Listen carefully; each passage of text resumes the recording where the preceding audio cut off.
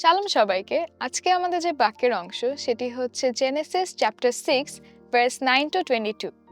9 থেকে 10 পদে আমরা নোহের কথা জানতে পারি। নোহ ছিল একজন ধার্মিক মানুষ এবং তিনি ঈশ্বরের সঙ্গে চলতেন।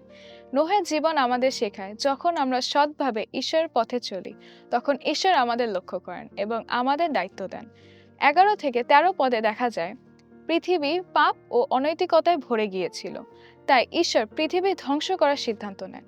কিন্তু নোহের ধার্মিকতার কারণে ঈশ্বর তাকে রক্ষা করার পরিকল্পনা জানান।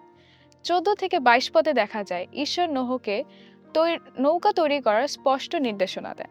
নোহ ঈশ্বরের সব কথা মেনে চলেন। এতে আমরা শিখি, যখন আমরা ঈশ্বরের কথা শুনি ও মানি তখন তিনি আমাদের নিরাপদ রাখেন এবং আশীর্বাদ করেন। কঠিন সময়েও আমাদের ঈশ্বরের বিশ্বাস রাখতে হবে। এই অংশে আমাদের শেখায় ঈশ্বরের প্রতি বিশ্বস্ততা থাকা ও তার আদেশ মানা আমাদের পাপ ও বিপদ থেকে রক্ষা করে। ঈশ্বরের পথে চললে আমরা জীবন ও ভবিষ্যৎ প্রজন্মের আশীর্বাদ পাই। এই বাক্যের মধ্যে দিয়ে ঈশ্বর আপনাদের সকলকে আশীর্বাদ করুক। শালোম।